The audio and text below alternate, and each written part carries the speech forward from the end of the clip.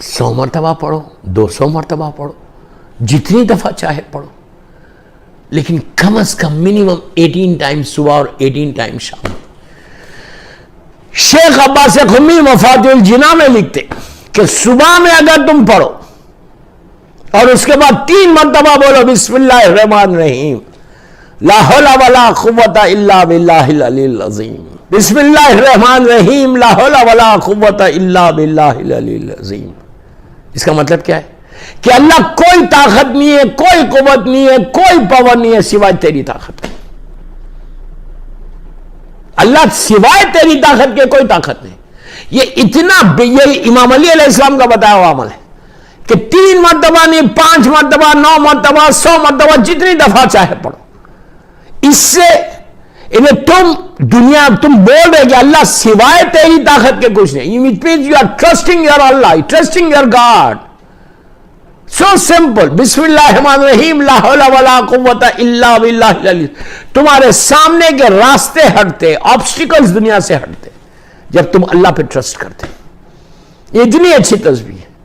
تو کوشش کرو, شبیر احمد صاحب کی اولاد کو بول رہا, کثرت سے پڑھو یہ تسبیح. جو بھی سن رہا میری مجلس, تسبیحات اربع, یہ اتنی عجیب تھا, میں نے بہت مجلسیں پڑھی ہے تسبیحات اربع.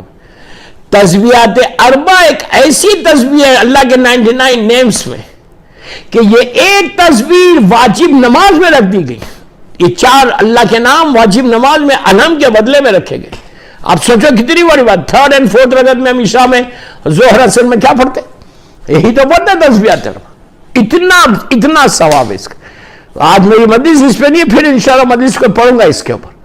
تو بہرحال بات نبی سلیمان سے چلی تھی, نبی سلیمان نے اس کو بتایا, پھر ہوا میں پرواز کرنے لگے.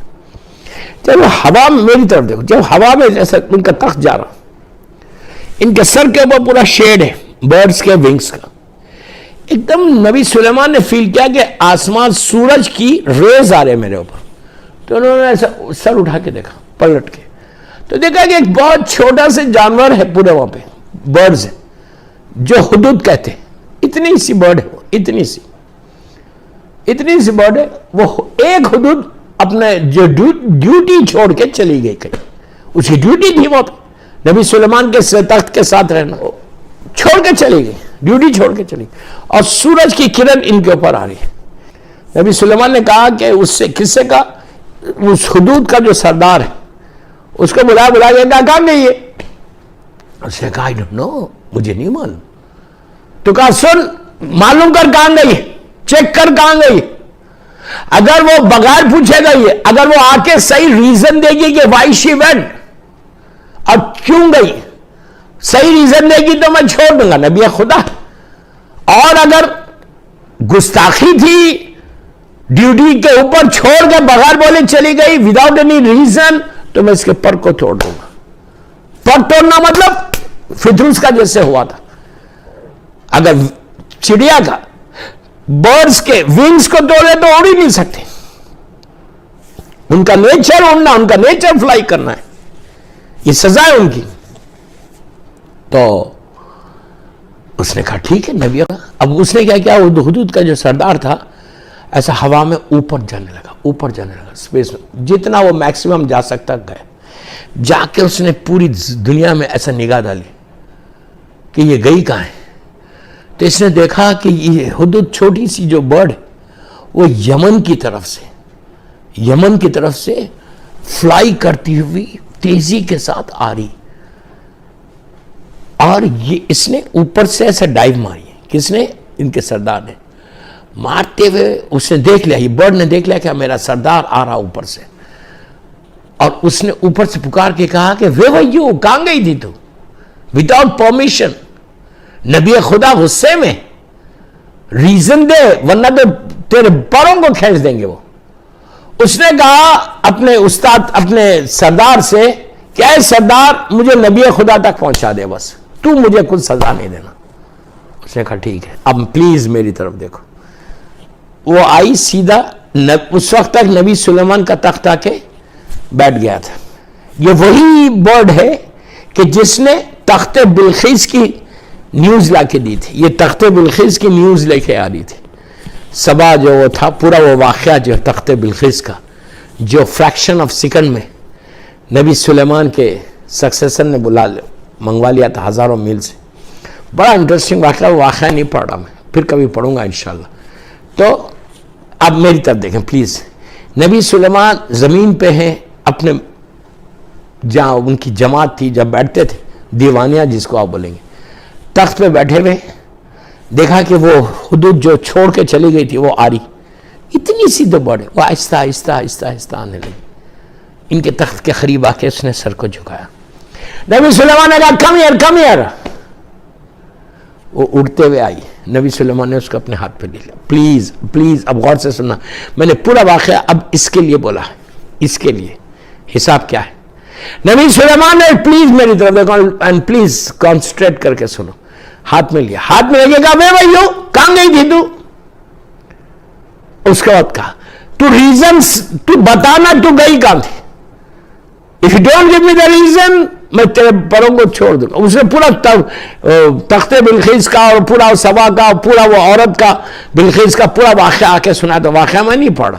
اس نے کہا گئی کہاں تھی, where were you. اب سننا پلیز پلیز پلیز غور سے سننا. اس چھوٹی سی برڈ نے جو نبی سلیمان کے ہاتھوں پر ہے, اس نے نبی سلیمان سے کہا کہ نبی خدا پلیز ایک ایک جملہ غور سے سنو. کمپلیٹ میسیج ہے شبیر احمد صاحب کی مجلس کا کہ اللہ حساب کیسا لے گا. نبی سلیمان نے اس سے پوچھا تو گئی کہاں تھی. اس نے کہا اے نبی خدا, اپنے ہاتھوں کو جو بھی اسٹائل تھا اس کے ہاتھوں کو جوڑنے کا, جوڑ کے کہا اے نبی خدا میں آپ کو ابھی ریزن دیتی ہوں, میں ابھی آپ کو I'm going to give you the reason where I am. میں ابھی آپ کو ریزن دیتی ہوں کہ میں گئی کہاں تھی. لیکن اس سے پہلے وہ چڑیا بولتی ہے, میں اس سے پہلے آپ کو ایک چیز یاد دلانا چاہتی. I just want to remind you one thing. نبی خدا نے کہا تو مجھے کیا یاد دلائے گی. کہا I just want to remind you. He said what. نبی خدا نے کہا what. اس نے کہا اے نبی خدا پلیز ایک ایک جملہ غور سے سنو. اے نبی خدا میں اس وقت آپ کے ہاتھ میں ہوں, میں آپ کو حساب دے رہی, میں آپ کو بتا رہی ہے اے نبی خدا کل آپ بھی کسی کو حساب دیں گے. ایک بات یہاں روک کے بولوں, جتنے برڈز ہیں جتنے اینیملز ہیں ان کو اللہ نے عقل نہیں دی, برین نہیں دیا. جانور کو عقل نہیں ہے, برین نہیں ہے, انسان کو برین دیا. اس لیے ہم کو اشرف المخلوقات بنایا. جانوروں سے اس لیے حساب لیا نہیں جائے گا, جانوروں سے حساب لیا نہیں جائے گا اس لیے کہ ان کو معلوم ہے, ان کو دماغ نہیں ہے کہ ان کو جو بتا دیا بس وہی کرنا. ان سے حساب لیا نہیں جائے گا, حساب ہم سے لیا جائے گا. آپ وہ چھوٹی سی چڑیا حدت یاد دلا رہی نبی خدا کو. What you know, she said I just want to remind you one thing, remind you one thing. He said what you are going to remind me.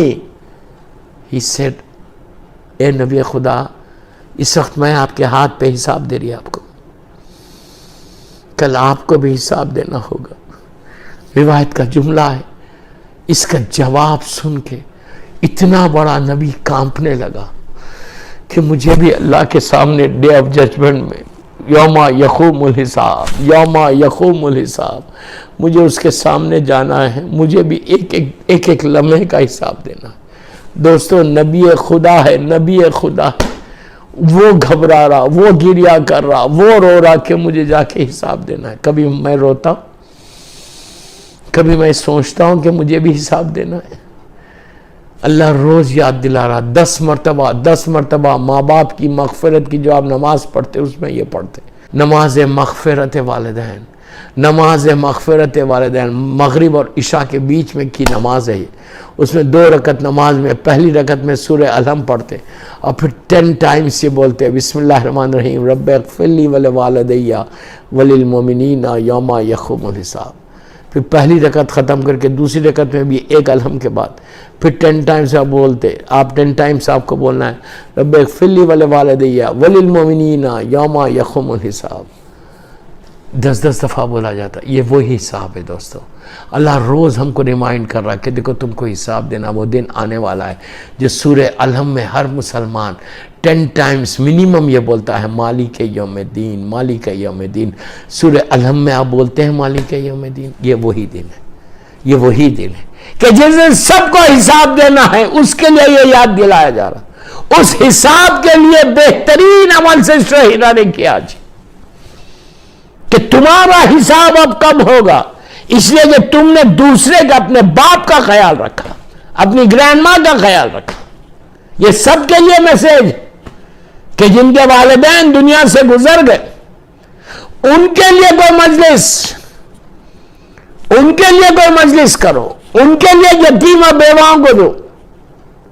اس کا بہترین عمل تم اپنے حساب میں آسان چاہتے ہو، اپنے حساب میں تم آسانی چاہتے ہو، اپنے حساب میں تم رحم چاہتے ہو. کون ایسا ہے کہ سخت حساب دینے کے ہم تیار ہیں؟